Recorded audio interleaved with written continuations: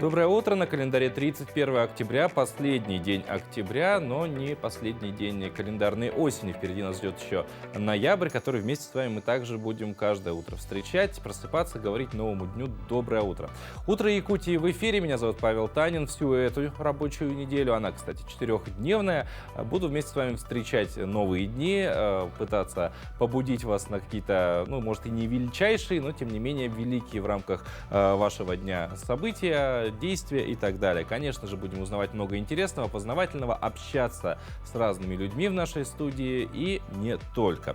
Я, кстати, напомню, что работаем мы в прямом эфире. Вы можете в нем участие принять непосредственно, потому что есть у нас способы обратной связи. Так, например, можете отправить сообщение на номер 8 914 273 4488. Какие-то ваши новости, которыми вы хотите поделиться, может быть, кого-то поздравить или что-то вот просто что-то сказать. Пожелать всем доброе утро. Все обязательно мы читаем, по возможности зачитываем в эфире. Также будьте с нами в Телеграме. QR-код вы видите на своем экране. Отсканируйте его при помощи своего смартфона и попадете на наш канал «Утро Якутии». Можете подписаться и с нами оставаться. Если вы ищете путь потруднее, то зайдите прямо в Телеграм, в поисковике слитно напишите «Утро Якутии». Ну и далее уже логично найдете наш канал, на него подпишитесь. А о чем будем говорить мы сегодня? Поговорим мы сегодня о поддержке мобилизованных граждан, обсудим тему кредитных каникул непосредственно.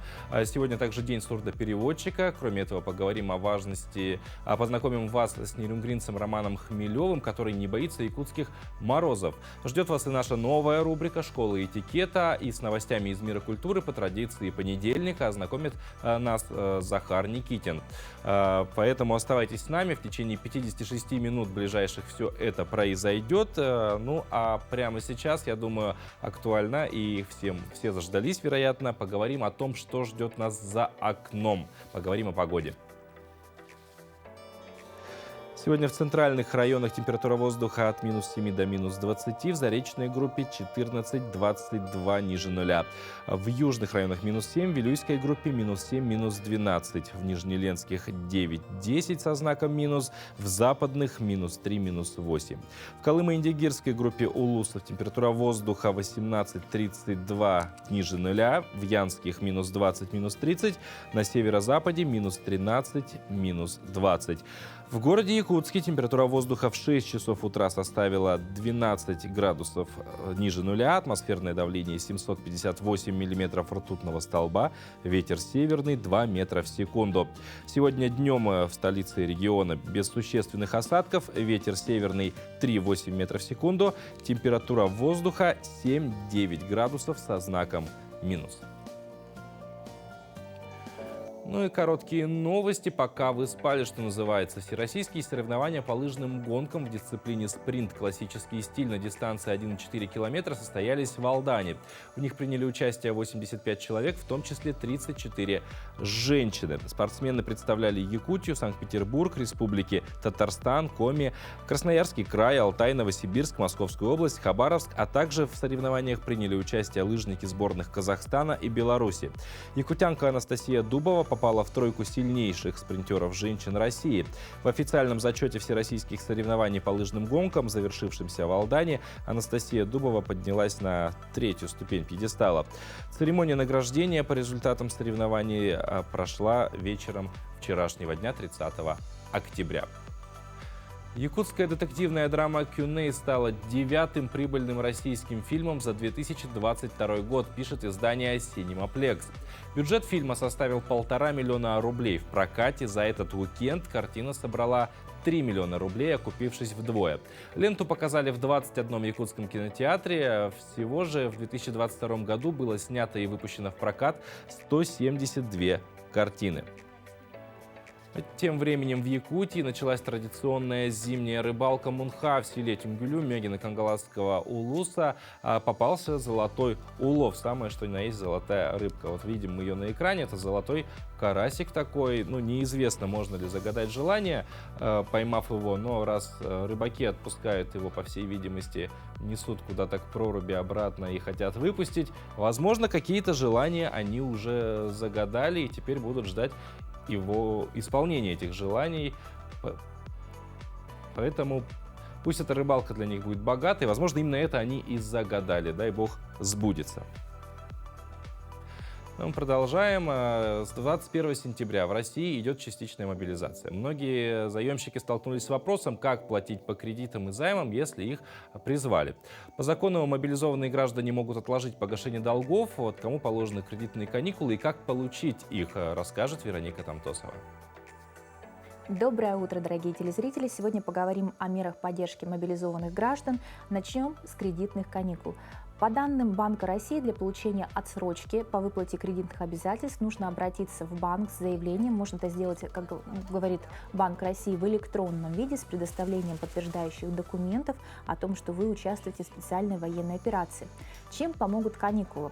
Не нужно вносить платежи по кредиту. Если уже были просрочки, то неустойки, штрафы, пени заморозят, и расти они не будут с момента начала каникул. Банк не сможет реализовать объекты залога, приостановит исполнительные производства, если таковые имеются по кредитным обязательствам, да, то есть на время кредитных каникул дальнейшее исполнительное производство длиться не будет. Для этого нужно обратиться помимо банка еще к судебным приставам с подтверждением, что банк удовлетворил ваше заявление о том, что у вас начались кредитные каникулы. Напоминаю, что сделать все эти действия можно в лице представителей, да, и членов семьи, получается, заемщика. После окончания каникул размер ежемесячных платежей останется прежним, то есть он не будет расти. По потребительским кредитам количество платежей увеличится пропорционально продолжительности каникул, проценты будут начисляться по льготной ставке. По ипотечным кредитам переплата не возникнет, платежи переносятся в конец срока действия кредита. Мы заполняем заявление о предоставлении отсрочки, пишем полностью все данные кредитного обязательства, то есть номер кредитного договора, дату, какие платежи вы внесли, и просите предоставить каникулы на определенный срок, то есть, допустим, там, на полгода, на год. Далее предоставляете документы о том, что вы мобилизованы, и уже после ответа банка о том, что вам предоставлена отсрочка, вы смело можете не вносить платежи. То есть нужно убедиться, что банк все необходимые документы получил и решение о том, что вам предоставлена отсрочка, принято. Все меры поддержки будут доступны в едином сервисе по принципу единого окна через МФЦ, то есть приходите с документами, подаете в одном окне, члены семьи могут обратиться и все льготы получить. Также будет действовать портал государственных муниципальных услуг республики e-yakutia.ru. Подробную информацию можно получить по номеру горячей линии 122. Всю необходимую информацию, напомню, можно получить, поэтому будьте более активны, и все необходимые меры поддержки обязательно вам окажут. А теперь уже более подробно на эту тему будем говорить с Антоном Коноплевым, управляющим отделением Национальным банком по Республике Саха-Якутия Центрального банка Российской Федерации. Антон Анатольевич, доброе утро. Доброе утро. Да, уже как бы в принципе нам вкратце, можно сказать, рассказали про кредитные каникулы для мобилизованных. Ну, с вами подробнее поговорим. Расскажите вообще, как кредитные каникулы могут мобилизованным гражданам помочь? Ну, кредитные каникулы позволяют гражданам, принимающим участие в специальной военной операции, временно приостановить выплаты по взятым на себя обязательствам, по кредитам.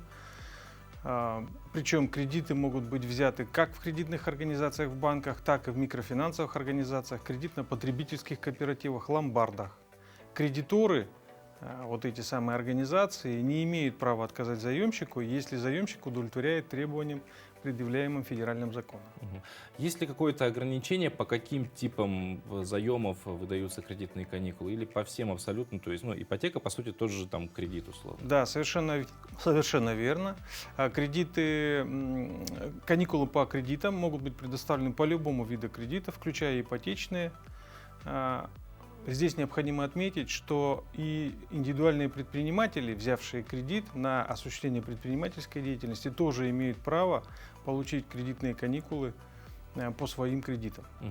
На какой срок эти каникулы, в какой срок они действуют? То есть, допустим, человек пришел, все оформил, когда они закончатся? Каникулы действуют на весь период участия заемщика в специальной военной операции, плюс 30 дней после ее завершения, после того, как заемщик закончит свое участие в специальной военной операции. Каникулы могут быть продлены на период нахождения заемщика в лечебном учреждении при лечении от ранения или заболевания, полученного в ходе специальной военной операции. Ну, немаловажный вопрос, естественно, какой пакет документов, нужен ли вообще какой-то пакет документов, или можно просто с паспортом прийти и эти каникулы оформить?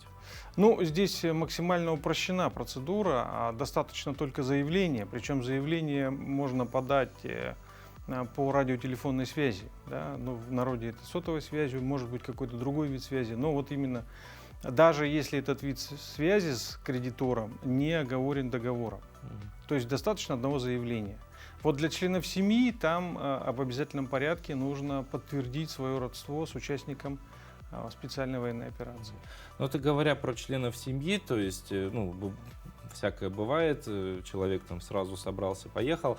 А кто является, в категорию родственников участника СВО попадает, и что им нужно сделать, если сам мобилизованный не может оформить каникулы? Ну, в категорию родственников входят это супруга-супруг, это несовершеннолетние дети, это дети старше 18 лет, получившие инвалидность до 18 лет, это дети до 23 лет, обучающиеся в учебных заведениях на дневном отделении. Вот. Это граждане, находящиеся на иждивении участника специальной военной операции.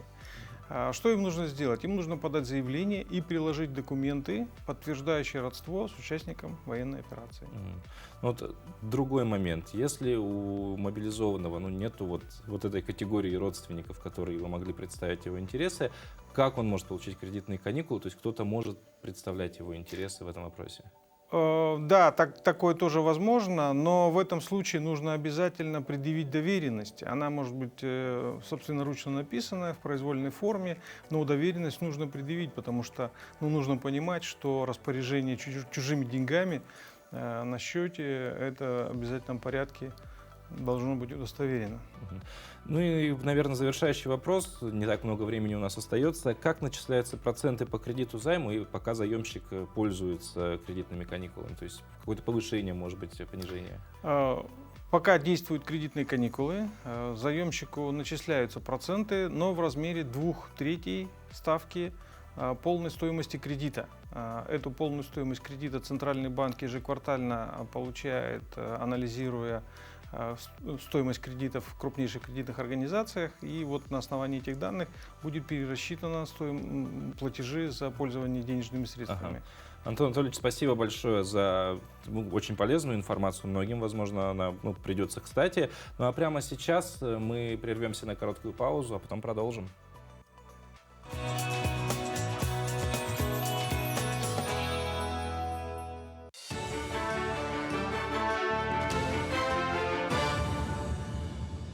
Коллеги, доброе утро, Якутия. Сейчас блок новостей.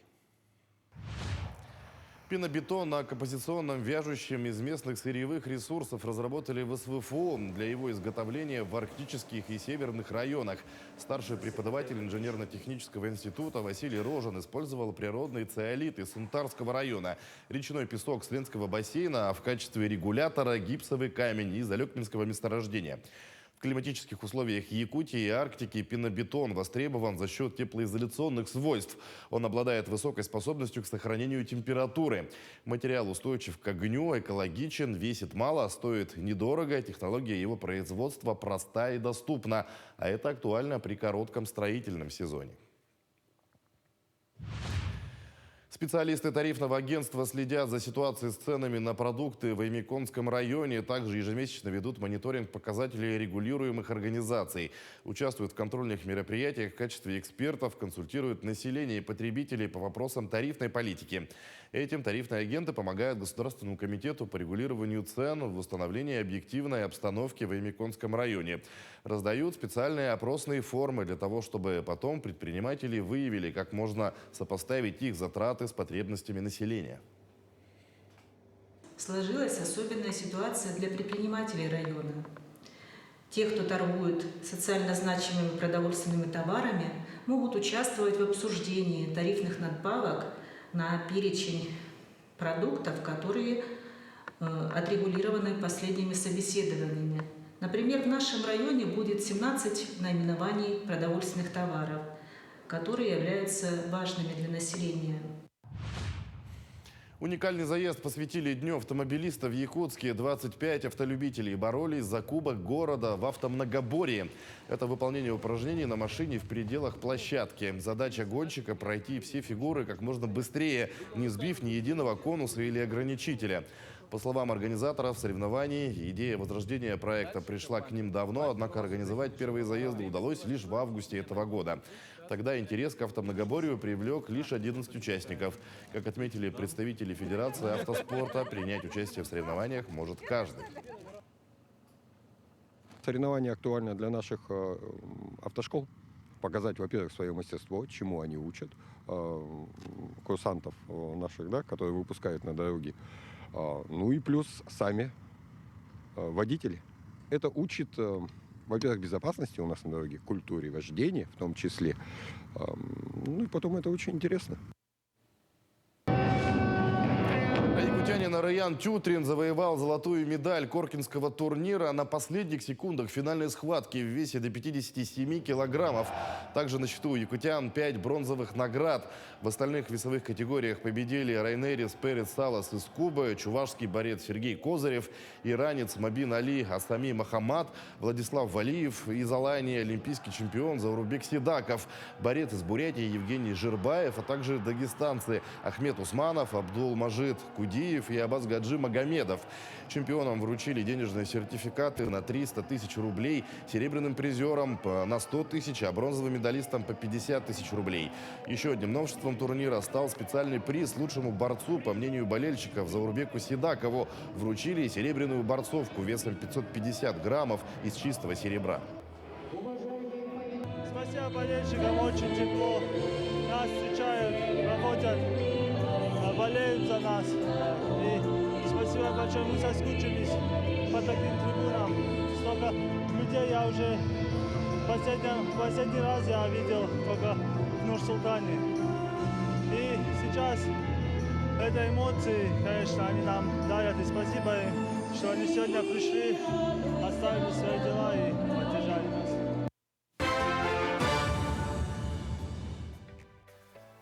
Это «Утро Якутии». Встречаем понедельник, 31 октября, начало новой рабочей укороченной рабочей недели. К слову, знали ли вы, что у Черного моря есть собственный праздник? И каждый год он выпадает на 31 октября. Начиная с 1996 года его отмечают в нескольких странах, в том числе и в России. Какие еще даты выпадают на 31 октября, узнаем сейчас.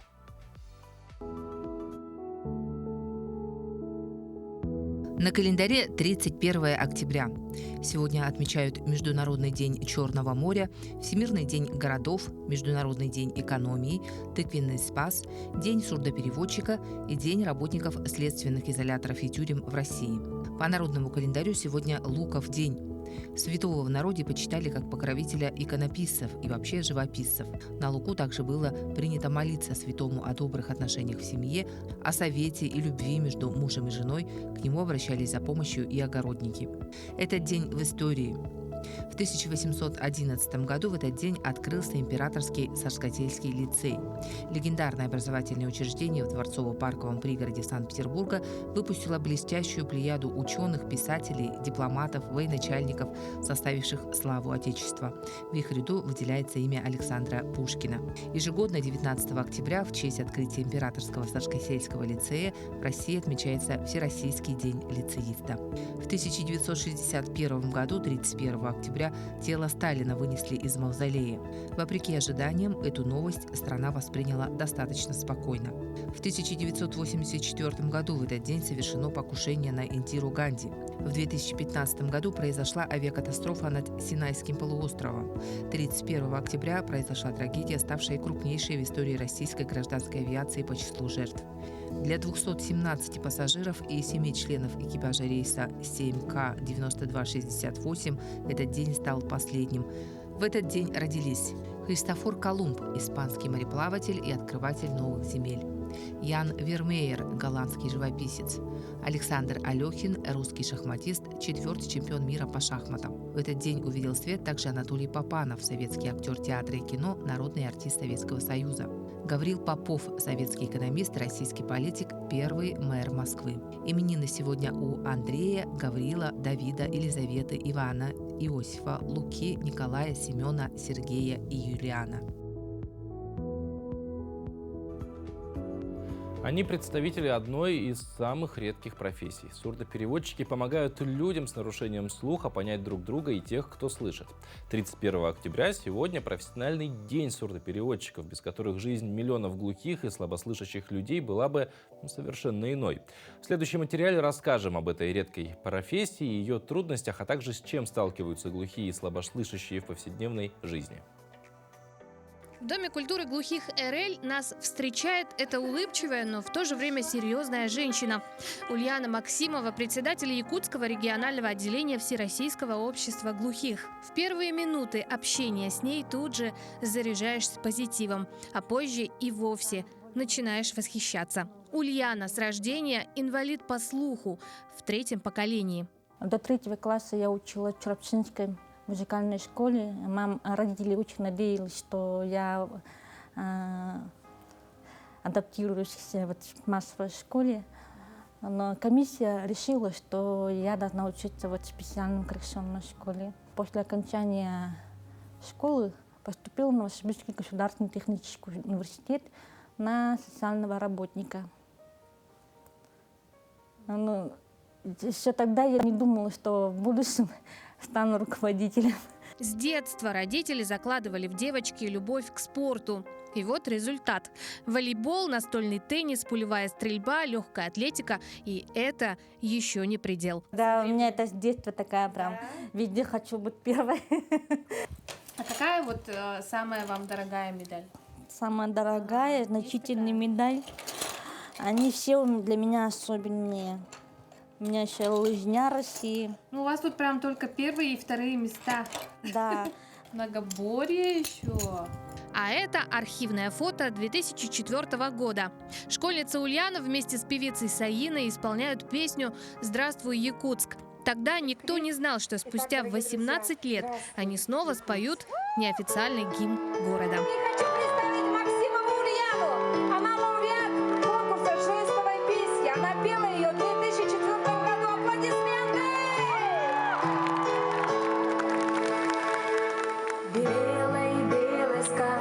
С неба на снег упали краски, и засиял теплом и лаской маленький город мой, где Я так скажу, что была так удовлетворена и была очень счастлива, что не зря эту песню пели. И что эта песня, и то, что вот совместная песня, она что-то значила. Русский жестовый язык является для инвалидов по слуху родным языком. Но, к сожалению, сегодня в образовательных школах по стандарту ФГОС нет на него разрешения. И это одна из главных проблем. Со сложностями глухие и слабослышащие сталкиваются ежедневно, элементарно в коммуникации. Особенно острые инвалиды по слуху столкнулись с этим в период пандемии. Все должны были носить в масках. И наши инвалиды по слуху, они сталкивались с такими проблемами, что они не могли получить нужную им информацию. Буквально, допустим, спрашивали, какова у вас температура, какие там документы, предъявляйте ваши документы, или что у вас, какие жалобы. Всероссийское общество глухих ведет свою работу с 1937 года, защищает права и интересы людей с нарушением слуха, поддерживает их во всех сферах жизнедеятельности. А единственный на всю республику Дом культуры глухих РЛ держится на самодеятельности. Здание было построено в начале 80-х и сегодня нуждается в капитальном ремонте. Я бы хотела обратить внимание всех государственных органов. Очень хотелось, чтобы они обратили это внимание. И я думаю, что мир не без добрых людей, и что все вместе решили этот вопрос. Добро действительно должно возвращаться, особенно таким людям, как героиня нашего сюжета. Пусть история Ульяны Максимовой послужит нам примером неимоверной доброты, оптимизма и мудрости. У меня всегда было такое желание, огромное желание помочь и другим, если я сама это справляюсь, и помочь другим. Разрушить те барьеры, особенно психологические барьеры, которые... Да, перебороть свой страх. Нет ничего невозможно, возможно все. Глухие могут все. Вот так вот. Катерина Винокурова, Виктор Дичковский, Якутск. Вот хорошо, если бы каждый из нас знал хотя бы несколько достаточно базовых бы слов на языке сурдоперевода, чтобы помогать глухим и слабослышащим людям. Вообще существует целая культура общения с людьми с инвалидностью. И неплохо было бы включить это в правила этикета. Но заговорили мы об этикете не просто так, ведь есть правила, которые стыдно не знать любому из нас. А если вдруг вам стыдно, есть чего стыдиться, никому об этом не говорите, просто смотрите нашу новую рубрику. Начинаем мы ее сегодня с поведения в ресторане. Как оказалось, правил здесь немало. Правильно подойти к столику в ресторане – настоящий квест. Согласно этикету, мужчина должен отодвинуть стул для дамы, чтобы она могла сесть. Если девушка пришла в ресторан одна или в компании подруги, стул должен подвинуть официант. Садиться следует не очень близко, но и не слишком далеко от края стола. Дурным тоном считается положить на стол локти, а вот кисти в самый раз. Для того, чтобы разобраться с меню и своими желаниями, требуется время, поэтому не стесняйтесь попросить официанта подойти к вашему столику через 5-10 минут. Кстати, когда вы выбираете, что съесть на закуску или горячее блюдо, отрывать меню от стола нельзя. Привлечь внимание официанта иногда бывает непросто. При полной посадке персонал не может реагировать на просьбы всех гостей моментально. Избегайте таких обращений, как «эй», «мужчина», «женщина» и других фамильярностей. Не стоит также размахивать руками.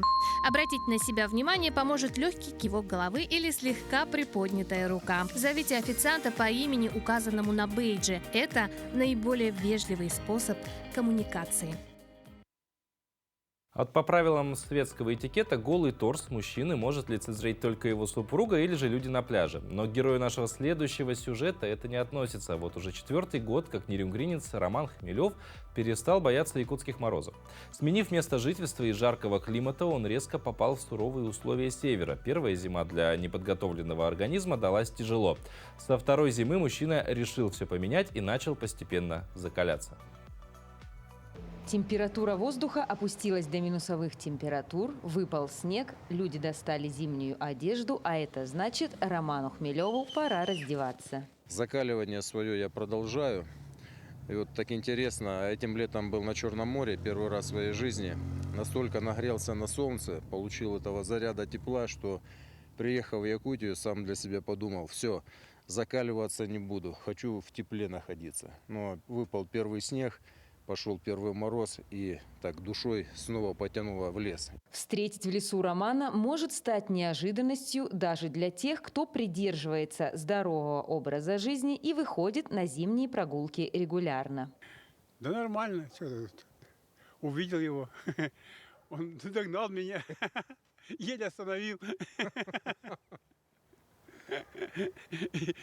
Ну ничего, нормально, хорошо, молодец. Я вообще не вижу, что он одет.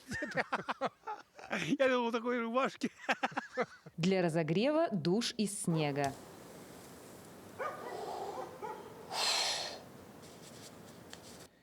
А потом можно приступать и к принятию снежных ванн.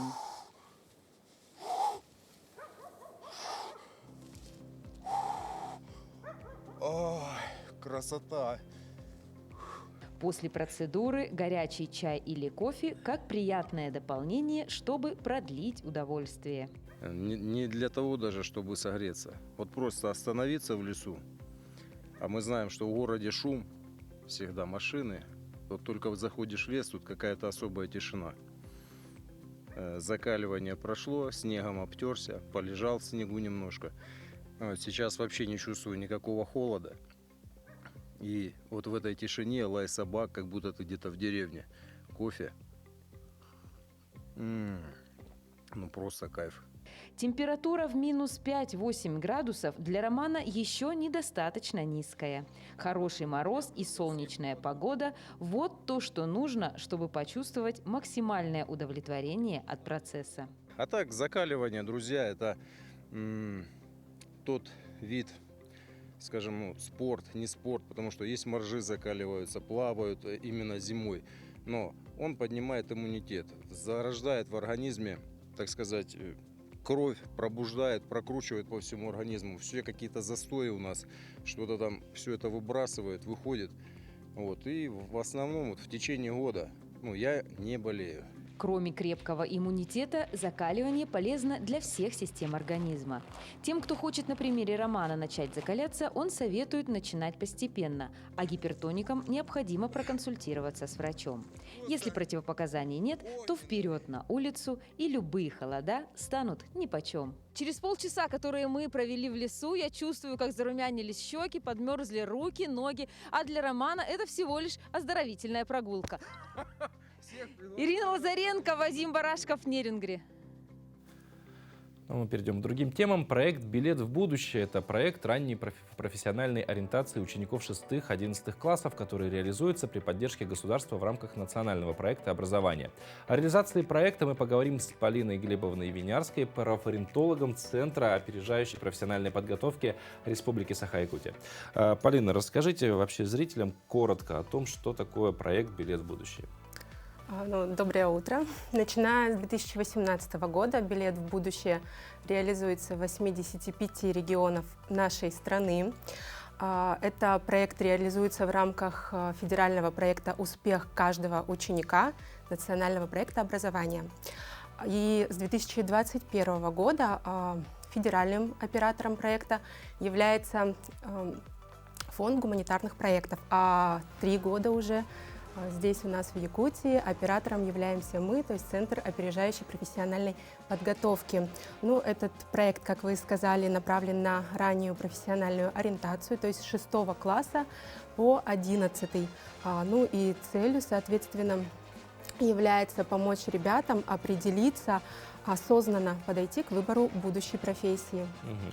Что помогает, какие мероприятия включены в «Билет в будущее», что именно, какими путями приходят дети к осознанию, чем же хотят заниматься всю жизнь? Этот проект проводится ежегодно, и есть некая дорожная карта, на которую мы опираемся, то есть это на федеральном уровне. И для начала ребятам необходимо зарегистрироваться на платформе, то есть все последующие мероприятия, они освещены там. Ребенок регистрируется, проходит диагностику. Также в рамках проекта у нас, это по республике более 80 учителей и навигаторов прошли курсы повышения квалификации, после чего они уже были готовы транслировать ребятам те знания, то есть были проведены профориентационные уроки и занятия. Также проект включает и профессиональные пробы, итоговую диагностику. И таким ключевым моментом в этом году стал фестиваль профессий. Это такая уникальная региональная профориентационная площадка. Мероприятие проходило на базе исторического парка «Россия. Моя история» и включило в себя 2 таких базовых, можно сказать, 2 направления. Это первая выставка, то есть мероприятие приурочено к столетию ЕССР, и выставка, она осветила столетний путь образования нашей республики. То есть ребята увидели, как двигались интересы в мире профессий, какие профессии были востребованы в тот или иной период, и на будущее, то есть к чему следует, какие ориентиры следует держать в этом мире, большом мире профессий. И второй блок — это профориентационные пробы, профпробы, то есть это такая крутая вещь, когда на практике ребята могут у ведущих специалистов в той или иной области перенять опыт, то есть попробовать, да, а что это такое. Профориентационные пробы проходили по 4 средам. Это креативная среда, здоровая среда, индустриальная среда и цифровая среда. То есть окунуться в какую-то среду и понять, да, вот, это мое. То есть вот такая уникальная возможность была у тех, кто посетил вот, исторический парк «Россия. Моя история» в эти даты. Это 18-22 октября. Ну вот, кстати, в нашей студии уже про этот фестиваль перед его началом разговаривали. Хотелось бы узнать, много ли школьников охватил этот фестиваль, много ли пришло? Да, более 800 обучающихся, которые посетили данное мероприятие. Но, насколько мы знаем, может быть, мы ошибаемся, но вроде как все точно, сейчас на базе парка «Россия. Моя история» также какая-то проходит мультимедийная выставка. Да, все верно, мультимедийная выставка. Также двери свои открывает ребятам парк «Россия. Моя история». И это мероприятие, экспозиция в рамках также проекта «Билет в будущее», где ребятам в интерактивной форме предлагается познакомиться также с профессиями, в том числе профессии будущего, да, потому что ну, не у всех ребята, когда узнают, а вот так вот действительно какая цифровизация и глобализация идет, и просто вау, то есть это здорово. Ну, в такой форме они знакомятся. Как они на эту выставку могут желающие ребята попасть? Вот здесь такой момент, что этот проект реализуется поэтапно, и то есть нельзя заскочить вот в эти сани, опередив там вагоны, так сказать. Ну, то есть необходимо пройти ряд мероприятий. Это такое закрытое, можно сказать, виповское тогда мероприятие, потому что необходимо быть зарегистрированным на платформе и пройти диагностику. Ну и ряд, которые предмероприятия, которые были запланированы, то есть это одно из таких звеньев. Поэтому ну, в следующем году те, кто не подключился в этом году к проекту, да, будет такая возможность как раз-таки. Ну вот говоря про следующий год, все-таки да, в рамках эфира все рассказать невозможно. Тем не менее, куда могут, ну, может быть, не сами школьники, может быть, их родители, куда могут обратиться, чтобы все подробно узнать, где зарегистрироваться, как и так далее. Так, действительно, проект, он направлен не только на школьника непосредственно. Здесь у нас, с одной стороны, педагог, да, с другой стороны, родитель. И проект ориентируется на всю эту вот тройную связку. Родитель получает, ну, по итогу проекта родитель получает понимание, как своему подростку, да, вот, как разговаривать о профессии. Это очень важно, да. Ну, а зарегистрироваться мы, как региональный оператор, мы держим связь, так сказать, со школами. В школах есть педагоги-навигаторы, которые регистрируют ребят. Вот, то есть если в какой-то школе вот, есть желание, да, вот, присоединиться к этому замечательному проекту, можно выйти на нас, определить педагога-навигатора, ну и, соответственно, там уже будем дальше вместе шагать. Локально он будет работать да. с учениками. Полина, спасибо большое за полезную информацию. Действительно, проект классный, потому что профориентация, мне кажется, залог успешного будущего каждого сегодня школьника, в будущем гражданина нашей страны. Спасибо еще раз, хорошего вам дня. Ну а прямо сейчас, дорогие телезрители, мы узнаем, что же приготовили звезды для разных знаков зодиака на эту неделю.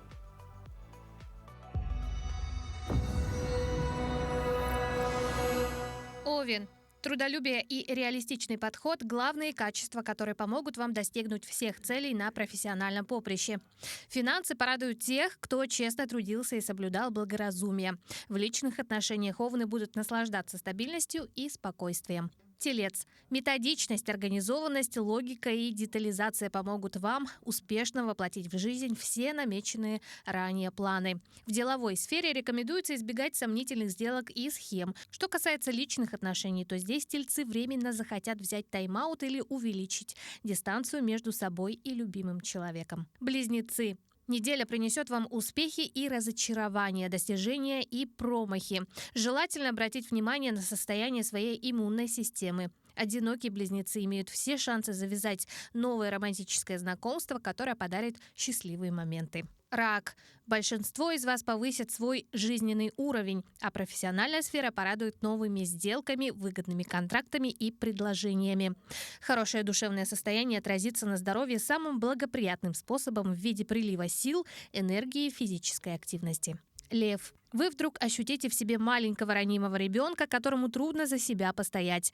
Это может спровоцировать нетипичный для львов уход в себя, в свое внутреннее пространство. Но закрывать за собой двери этого пространства львы не собираются, потому что ждут помощи и поддержки от близких людей.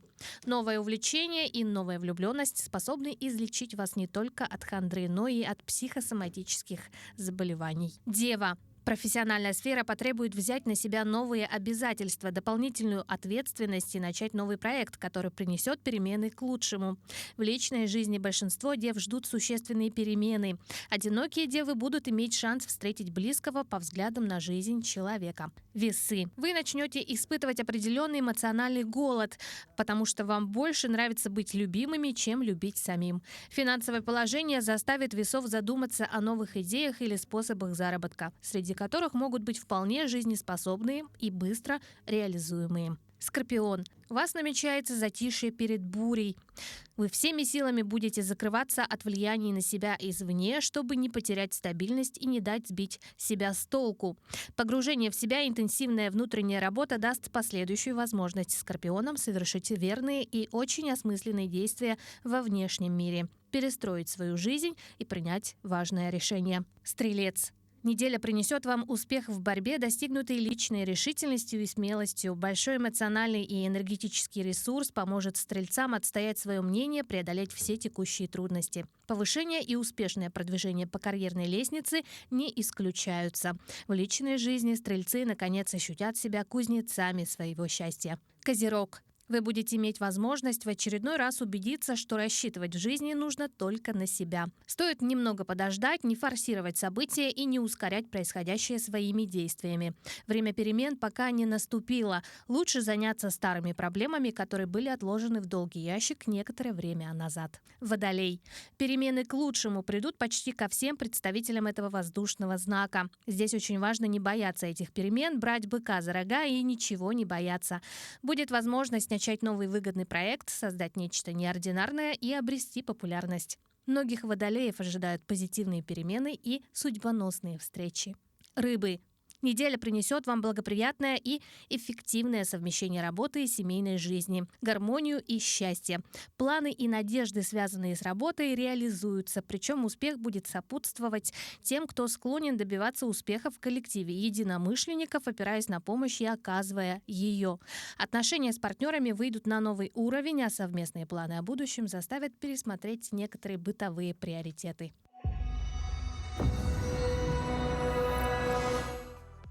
А прямо сейчас мы передаем слово нашим коллегам из информационной службы. Сергей Михедов ознакомит нас с последними новостями.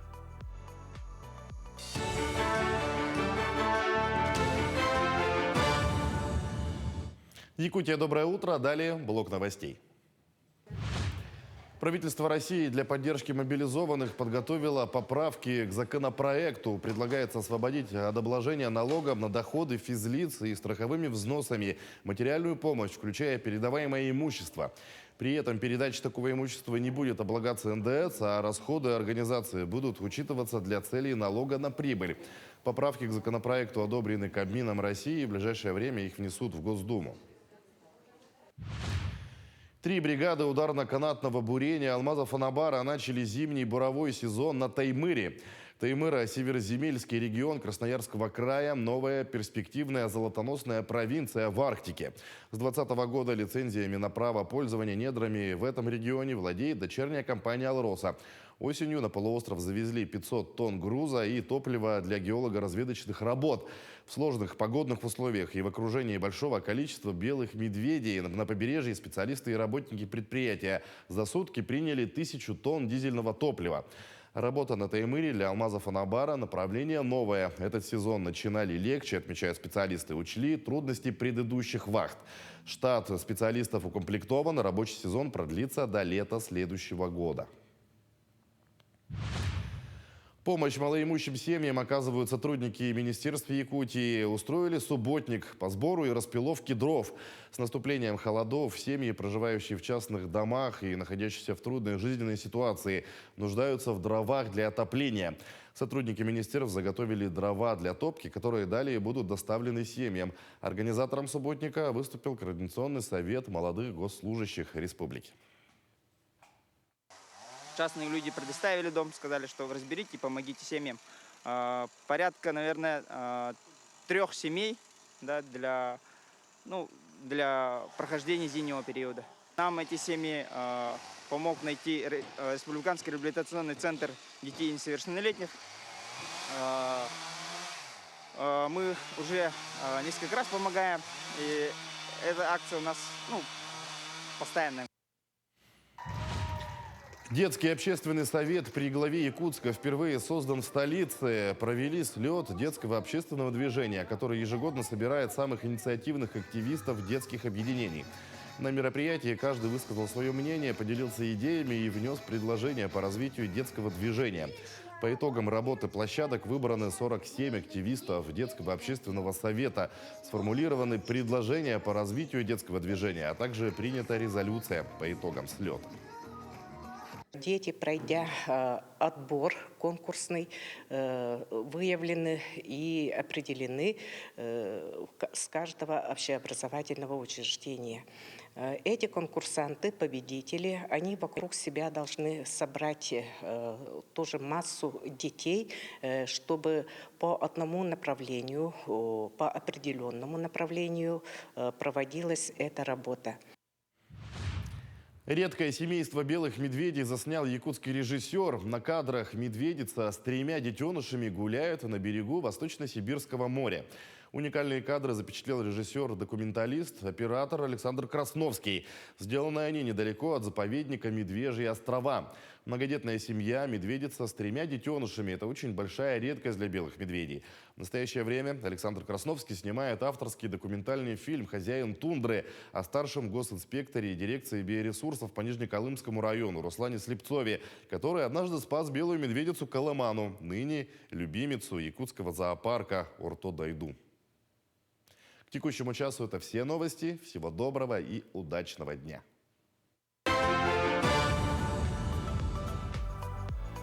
Ну а мы благодарим наших коллег. А теперь давайте отправимся в мир культуры вместе с его экспертом Захаром Никитиным.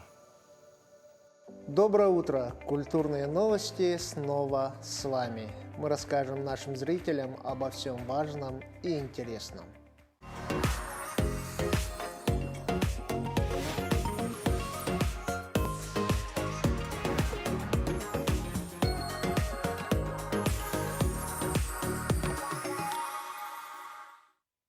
Скоро нас ждет большая премьера – спектакль «Араб Петра Великого», посвященный 350-летию российского императора, покажут в Русском драматическом театре. Специально для этой постановки был приглашен режиссер-постановщик Алексей Ларичев. Ранее он работал с Русским драмтеатром над спектаклями «Деревья умирают стоя», «Семеро святых» и «Нас обвенчает прилив». Роль главного героя Петра I исполнит художественный руководитель театра Александр Лобанов. Премьерные показы пройдут с 11 по 13 ноября. Спешите приобрести билеты. В Приморском крае проводятся полевые концерты якутских артистов перед мобилизованными якутянами и их товарищами по боевой подготовке из других регионов страны. Как сообщил министр культуры и духовного развития Якутии Юрий Куприянов, подобные выезды будут продолжаться и в дальнейшем. В концертную программу вошли песни на русском и якутском языках, церемония «Алгыс». Также бойцам из Якутии артисты передали национальные обереги от народных мастеров, которые изготавливались по всей республике. Как отметил министр, выездные полевые концерты – продолжение ряда культурных мероприятий, которые были и будут организованы учреждениями культуры. Уже состоялись благотворительные мероприятия филармонии, театра оперы и балета, на очереди драматический театр имени Александра Пушкина. Историческому парку «Россия. Моя история» исполнилось 5 лет. За это время парк успел стать для жителей столицы республики одним из значимых культурно-просветительских центров, на базе которого проводятся федеральные и республиканские мероприятия. В частности, посвященную столетию ЯССР, всего за 5 лет парк «Россия. Моя история» посетили более 430 тысяч жителей и гостей республики. Также исторический парк обеспечат новым оборудованием на сумму более 70 миллионов рублей. 3 ноября в Якутске завершает свою работу выставка «Лучшие ювелирные изделия-2022». Посетители ждут работы якутских мастеров, авторов эксклюзивных изделий. Экспозиция демонстрирует не только природные богатства нашей республики, но и высокое мастерство и самобытный талант якутских ювелиров. Выставка проходит в галерее «Сокровищница Республики Саха-Якутия». В селе Улаханан Хангаласского улуса открылся краеведческий музей Джегегей Ото. Выставка музея непроста, посвящена божеству Джегегей, ведь второй молджагарский наследник издавна славится коневодством и бережным отношением к лошадям. На этом наш выпуск завершается. До встречи на следующей неделе.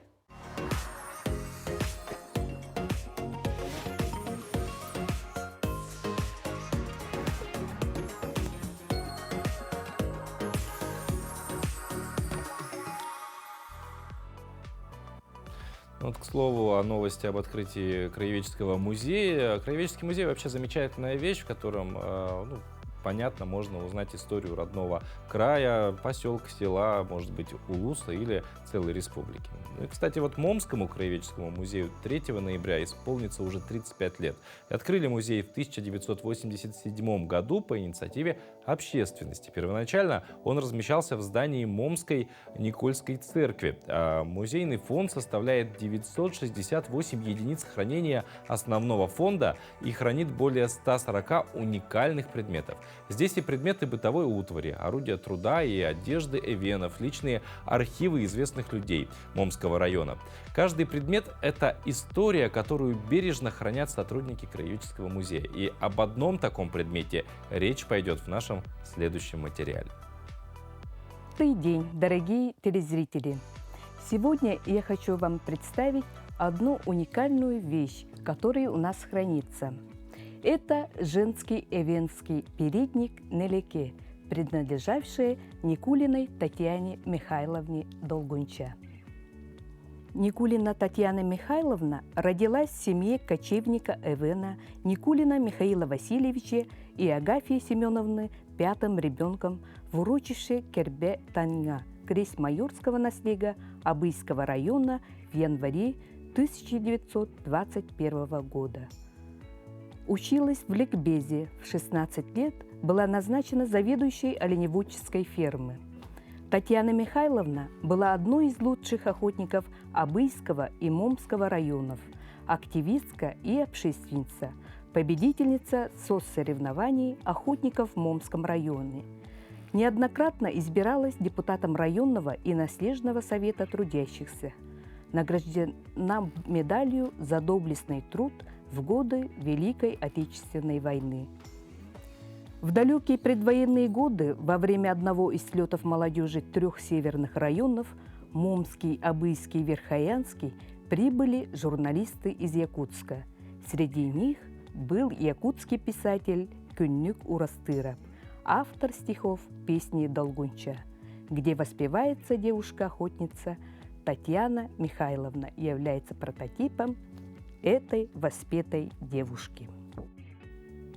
Но вот такие вещи, безусловно, обладают какой-то своей энергетикой, прикасаясь к которым, да и находясь рядом, чувствуешь, что да, она в себе таит что-то, и что-то эта вещь, ну, скажем так, видела. Ну, на этом наш эфир почти подошел к концу, и прежде чем мы закончим, давайте еще раз сегодня, на сегодняшний эфир мы еще раз поговорим о погоде. Сегодня в центральных районах Якутии от минус 7 до минус 20. Самое холодное место там — это Намцы, минус 20. В заречной группе от минус 14 до минус 22. Холоднее всего в Амге, минус 22. В южных районах минус 7, а в Вилюйской группе минус 7, минус 12. В Нижнеленских минус 9, минус 10. В западных районах Якутии от минус 3 до минус 8. В Колымо-Индигирской группе Улусов 18-32 со знаком минус. Самое холодное место там — это Уснера, минус 32 градуса. В Янских районах 20-30 ниже нуля. Самое холодное место — это Депутатский. И на северо-западе 13-20 со знаком минус. Холоднее всего в Саскылахе.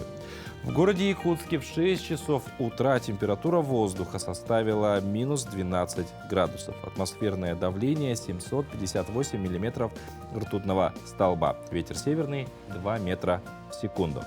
Сегодня днем без существенных осадков в столице региона. Ветер северный ожидается 3,8 метра в секунду. Температура воздуха днем ожидается в районе 7-9 градусов со знаком минус.